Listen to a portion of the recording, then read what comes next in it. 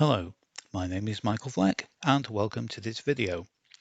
The topic of today's video is how we can use a technique called dodge and burn to enhance and accentuate the bright and dark areas of an image to give them more punch, more depth and slightly more dynamic look.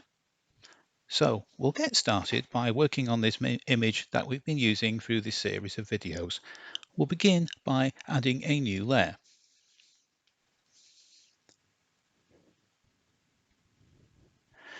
And for this method, I'm going to show you the 50% method of dodge and burn. This is my personally preferred method. I find that the dodge and burn tools themselves can be a little bit too aggressive. This is a little bit more controlled. So what we do is we'll go to Edit, Fill, and we ensure that the contents are 50% grey. The blending mode is set to normal. The opacity is set to 100. And when we hit OK, we get a grey layer applied. Next, we'll change the blending mode in the layer panel from normal to overlay. And this now allows us to look through the layer at the layer beneath. But we're going to be applying our brightness and darkness changes to this layer itself. So the next thing we're going to do is we're going to select our brush tool. And for this, we may want to just drop the hardness down a bit. I normally choose a soft round brush, and we'll change the size as necessary. Now, the important thing about this is we need to change this flow, because right now, if we take the white and we try painting on here, this is what we're going to get. Every stroke is going to increase that massively. That's not exactly what we want. Dodge and burn is best done with a very low flow rate. If you're working on skin, I would recommend below 5%. This way you can build it up in strokes. It might take a little longer, but you've got far more control over what you're doing. So we say 4%. Well, we'll go with 5%. Next thing we'll do is we'll just zoom in and we'll start looking at some of the highlight areas.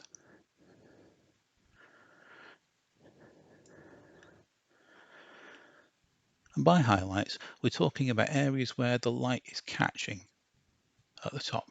This is the sort of area we want to just increase, and like along here. So I'm going to take this brush down and we're just going to draw a faint stroke. Now, as you can see, that's quickly already brought that up a little bit. And again, this is just a sparingly technique. Don't have to overdo it. And you just basically imagine that you're brushing light onto areas where you want it to appear that light is being caught. That's quite a subtle effect. Obviously, if you overdo it, then it can look a little bit false.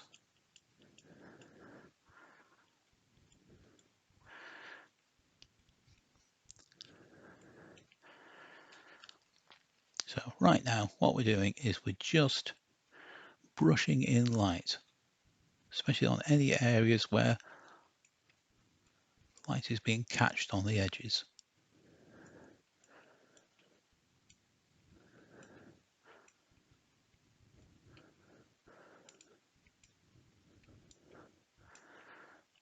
Again, don't have to use too much, just a little bit. Works great with metallic parts. You want to just catch a few highlights.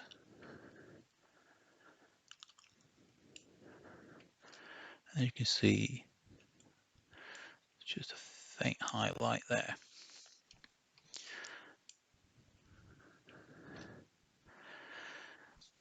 Now for larger areas, we can tackle that, but what we'll do is we're just going to take that opacity down about 2%.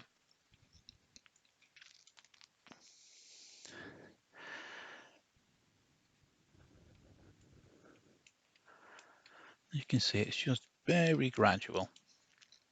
And we'll just move around.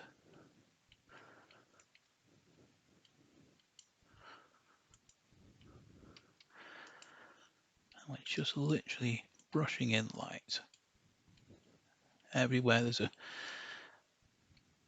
catch light. And as always, adjust the brush size to suit. If you want to paint a little more highlights onto those, you can do.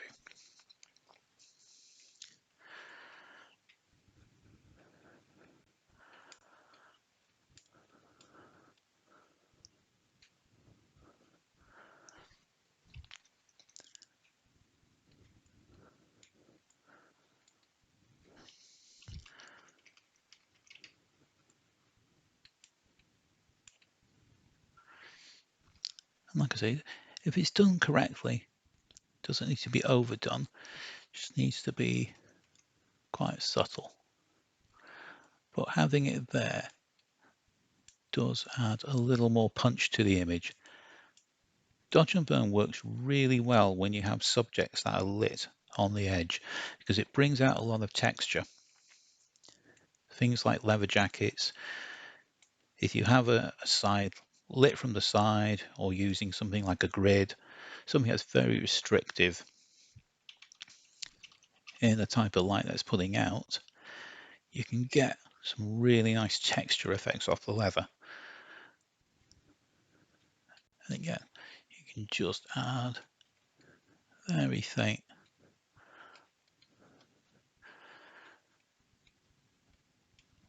extra bits of light there.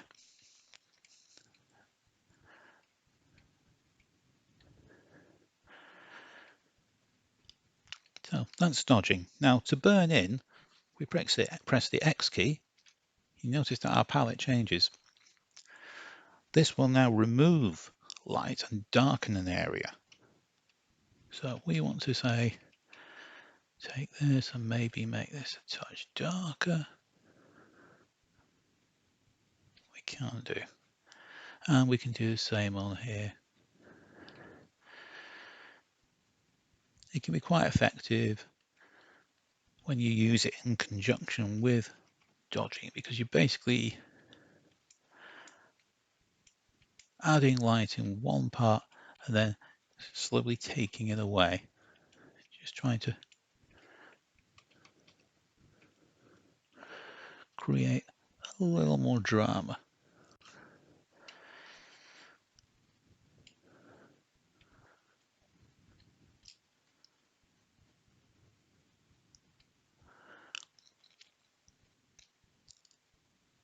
Now, in areas like this here, it's already dark enough, so we don't really need to try darkening that down.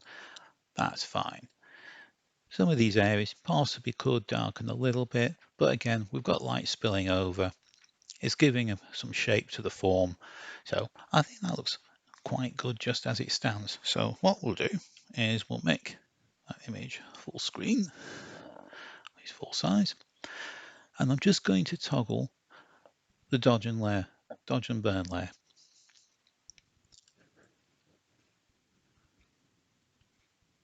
It's a very subtle effect. If you look at the areas we've worked on, you can see as I'm turning it off and on, they're just slightly brighter.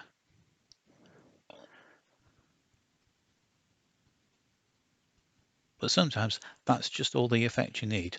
Now, one more use of dodge and burn. We can also use it to lighten eyes. So we go to the model's face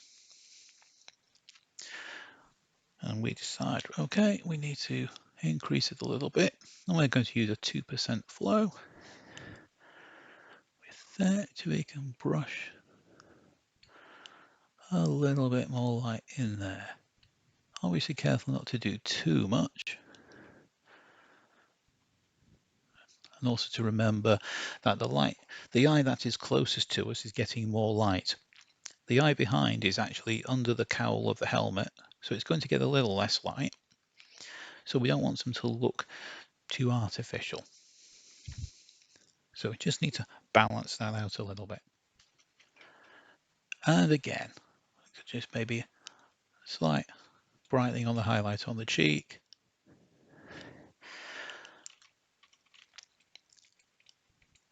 And we can just brighten those lips up slightly.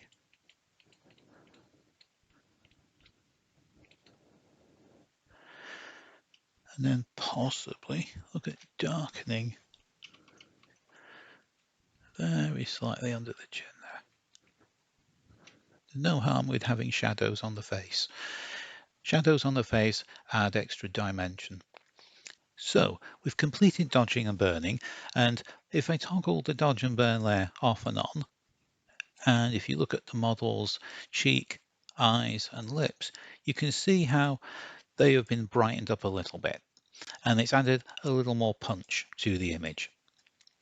So as I've explained in each of the videos, this is another step in the process of taking an image towards a finished final version. In our next video, we're going to be looking at backgrounds and overlays and how we can use these to take an image on a plain background and completely change it and drop it into something that's possibly more suitable. So, thank you very much for watching, and we'll see you at the next video.